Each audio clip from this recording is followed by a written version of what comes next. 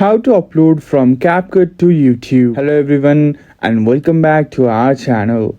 In today's tutorial, I'm going to show you how to upload a video directly from CapCut to YouTube. It's quick, easy and perfect for sharing your edits with the world. So let's get started. First, open the CapCut app and edit your video as usual. Once you are happy with your project, tap the export button at the top right corner of the screen. Before exporting, make sure to set the resolution and frame rate for YouTube. I recommend using 180p and 30 fps for a high quality upload. Once everything looks good, tap export. After the export is complete, you will see a Save To option. Tap on the YouTube icon to open the YouTube app.